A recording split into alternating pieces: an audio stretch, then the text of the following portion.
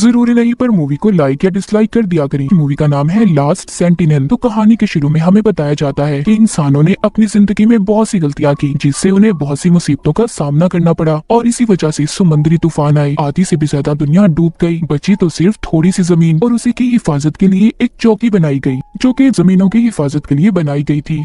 समंदर के बीचों बीच वही चौकी दिखाई जाती है। उसे सेंटिनल का नाम भी दिया गया था। ये साल था 2063 का। जमीन का नक्शा पूरी तरह बदल चुका था। यहाँ पर 4 सिपाही पहरा दिया करते थे, मगर इनकी ड्यूटी 2 साल तक की थी। अब 2 साल तो हो चुके थे, मगर इन्हें लेने यहाँ पर अभी तक कोई भी नहीं आया था। हम देखते हैं कि ये लोग तूफानी रात में मछलियाँ पकड़ रहे थे। तभी इनका कैप्टन ये देखता है कि एक तूफानी लहर इनकी सेंटिनल से टकराने वाली है, इसीलिए वो अपनी टीम को अंदर जाने का कहता है। अब ये जो मछलियाँ पकड़ रहे थे वो भी दोबारा से पानी में गिर गई थी। एक साथी जिसका नाम बेंस था, वो एक पाइप को ठीक करने जाता है, जिससे चौकी में पानी आ रहा था। इससे पहले पानी और बढ़ता, इसने पाइप को ठीक कर दिया था। दरअसल इस चौकी को ऐसे बनाया गया था कि ऊंची लहर से भी इसका कोई नुकसान ना हो। ये पानी की लहरों के साथ ही अपने आप को एडजस्ट कर लेती थी। अब सुबह हो गई थी। यहीं पर इनका एक और साथी सेलिवियन बहुत दुखी था कि वो लोग उस तूफान की वजह से मछलियाँ नहीं पकड़ पाए, क्योंकि मछलियाँ पकड़ने का मौका इन्हें महीने में सिर्फ एक बार ही मिलता था। बेंस जो कि सेलिवियन पर बहुत नाराज था,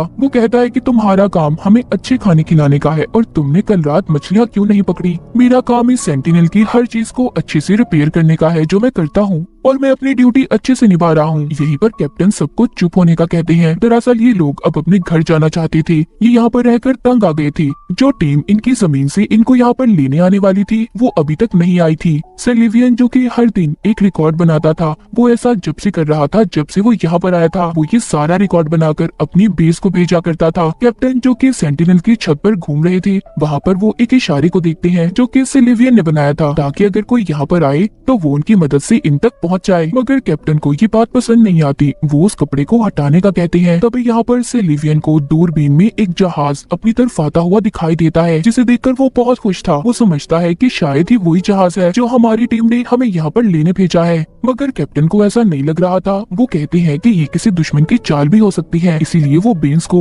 बॉम्ब को एक्टिवेट करने का कहते हैं। और साथ ही इनकी एक और साथी जिसका नाम कैसिडी था, उसको रिडार पर सब कुछ चेक करने का कह रहे थे। दरअसल रिडार से ये पता करना चाहते थे कि ये जहाज आखिर किस तरफ से आया था। अब वहाँ पर बेंस गन्स चलाने के लिए तैयार था, मगर कैप्टन उसे रोक देते हैं और सेलिवियन से ये कहते हैं कि तुम्हें छोटी कश्ती लेकर उस बड़े जहाज तक जाना होगा और देखना होगा कि वो हमारी मदद के लिए है या फिर किसी दुश्मन का है। सेलिवियन जो कि डरा हुआ था, वो जाना तो नहीं चाहता था, मगर फिर भी वो कैप्टन की बात मानकर जाने के लिए तैयार था। इसीलिए अब वो कश्ती लेकर उस जहाज पर चला जाता है। कैप्टन उससे बार बार राब्ता करने की कोशिश कर रहे थे, मगर वो अपने सिस्टम को बंद कर देता है, क्योंकि उसे शक था कि अगर जहाज में कोई हुआ तो वो उसे सुनकर पकड़ लेगा। उधर कैप्टन को ये लग रहा था कि सेलिवियन को दुश्मन ने मार दिया, इसीलिए वो कंट्रोल रूम में जाते ही बॉम्ब को कैसिडी को एक्टिवेट करने का कहते हैं। बॉम्ब को एक्टिवेट करने के लिए 2 चाबियों की जरूरत थी। वो ये सब कुछ करने से डर रही थी, मगर ये इनका फाइनल ऑर्डर था। उधर सेलिवियन जो कि उस जहाज की छानबीन कर रहा था,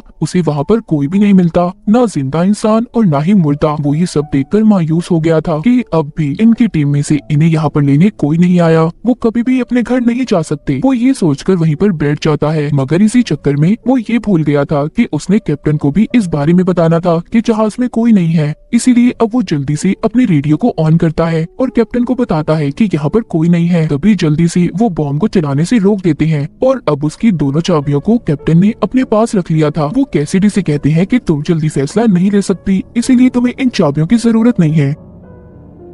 अब सेलिवियन उस जहाज को लेकर अपनी चौकी तक ले आया था। बेंस भी उस जहाज की जांच करता है, जिससे पता चलता है कि जहाज पिछले कई महीनों से बंद पड़ा है। ये जहाज भेजा तो इन्हीं लोगों के लिए गया था, मगर इन्हें ये पता करना था कि आखिर जहाज में लोगों के साथ हुआ क्या था जो यहाँ पर इस जहाज को लेकर आए थे। बेंस कहता है कि मैं इस जहाज को ठीक कर सकता हूँ, मगर कैप्टन उन्हें मना कर देते हैं और ये कहते हैं कि नहीं, हम इसके साथ कुछ नहीं कर सकते और न ही बेस पर बता सकते हैं जब तक हम खुद अच्छे से इसकी छानबीन न कर लें। ये सभी कैप्टन के सख्त असूलों से तंग आ गई थी, क्योंकि अब ये किसी भी कीमत पर वापस घर जाना चाहते थे। सेलिवियन जब कैप्टन के पास दोनों चाबियों को देखता है तो उसे और भी ज्यादा गुस्सा आ गया था, क्योंकि अब इस चौकी का सारा इख्तियार कैप्टन के पास था। उधर कैप्टन जहाज के बारे में सारी लोकेशन को पता करते हैं कि ये यहाँ पर कहाँ से आया था। सेलिवियन भी जहाज के बारे में बिना बताए बेस को खबर कर देता है और ये बात जाकर वो कैसिडी को भी बताता है कि मैंने सब बातों का बेस को बता दिया है। उधर बेंस भी आ गया था, जिसने इनकी बातों को सुन लिया था। उसे भी पता चल जाता है। अब इन सारी बातों का आकर बेंस कैप्टन को बताता है।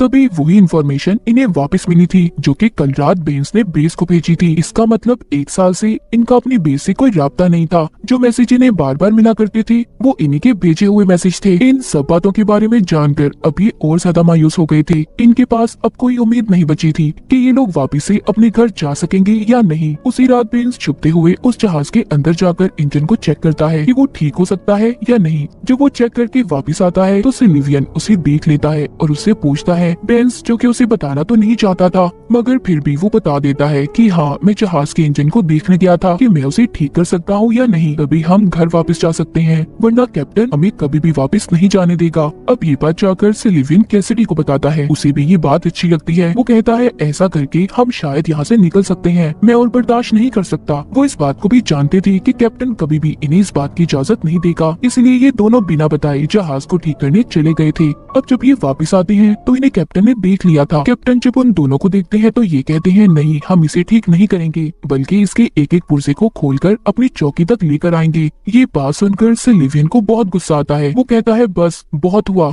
हमने अपनी ड्यूटी से ज्यादा अपने फर्ज को निभाया है, अब हम और ज्यादा बर्दाश्त नहीं कर सकते, हमें अपने घर वापस जाना है। कैप्टन कहता है नहीं, तुम यहाँ से नहीं जा सकते, ये मेरा हुक्म है। वो उन्हें गन निकाल कर यहीं पर रुकने का कहता है। उधर कैसिडी जो कैप्टन के साथ रहकर यहीं पर खुश थी मगर फिर भी वो इन दोनों के लिए कैप्टन से बात करनी चाहती है कि वो इन्हें यहाँ से जाने दी। वो कहती है कि तुमने पहले भी अपनी जिद बहुत से सिपाहियों को खोया है तो तुम ये गलती दोबारा मत करो, उन्हें जाने दो। कैप्टन कैसिडी की बात को सुनकर ये फैसला करते हैं कि हम में से 2 यहीं चौकी पर रहेंगे और 2 जा सकते हैं। बेंस तो ये सुनकर खुश था मगर सिल्वियन खुश नहीं था क्योंकि वो कैसिडी को भी अपने साथ लेकर जाना चाहता था।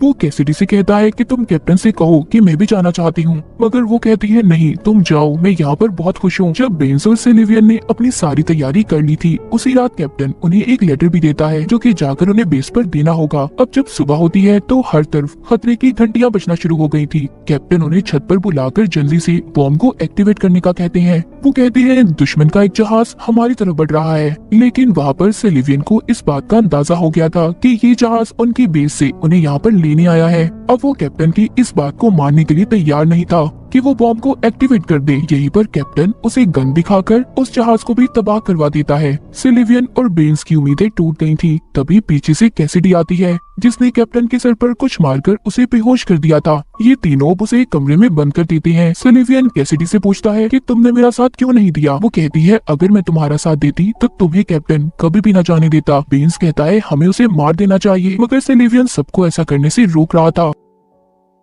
सिल्वियन कैप्टन से मिलने जाता है और उससे पूछता है जब हमारे दरमियान में ये बात तय हुई थी कि हम में से 2 लोग यहाँ पर रहेंगे और 2 वापस चले जाएंगे तो तुमने अपना इरादा क्यों बदला। वो कहता है ये जहाज हमें लेने 3 महीने पहले भी आया था मगर किसी ने रेडार से रास्ता बदल दिया। हम लोगों के बीच में कोई गद्दार छुपा हुआ है जो चाहता है कि वो यहीं पर रहकर हर चीज पर कब्जा कर ले और जो हमारी जमीन है उस पर बॉम्ब गिराकर उसे तबाह कर दे। सिल्वियन कहता है अच्छा, अगर तुम सब बातों को जानते थे तो तुमने मुझे पहले क्यों नहीं बताया। इतना कहकर वो वहाँ से दोबारा से उसे बंद करके चला जाता है क्योंकि उसे कैप्टन की बातों पर यकीन नहीं था। जिसके बाद सिल्वियन अब सारा दिन बेस से मदद मंगवाने की कोशिश में लगा रहता है पर कोई फायदा नहीं था। यहीं पर कैसिडी उसे अपने बचपन की तस्वीर भी दिखाती है और ये बताती है कि जब दुनिया डूबी नहीं थी तो मैं अपनी फैमिली के साथ समुद्र पर आई थी, लेकिन दुश्मनों ने मेरी सारी फैमिली को मार दिया और बस मैं अकेली बची हूँ। ये सुनकर सिल्वियन को बहुत दुख होता है। रात को कैसिडी जब अपनी ड्यूटी कर रही थी तो उसके पास बेंस आता है जो नशे में था। वो उसे बदतमीजी करने की कोशिश कर रहा था। कैसिडी खुद को छुड़वाकर सिल्वियन के पास जाती है। बाद में इन दोनों को पता चलता है दरअसल बेंस कैसिडी के पास बॉम्ब को एक्टिवेट करने की चाबी लेने आया था। बेंस रेडियो से बेस पर ये मैसेज भेज देता है जो काम वो करने आए थे वो पूरा हो चुका है, इसीलिए उन्हें वापस बुला लिया जाए। सिल्वियन और कैसिडी जल्दी से कंट्रोल रूम की तरफ बढ़ते हैं।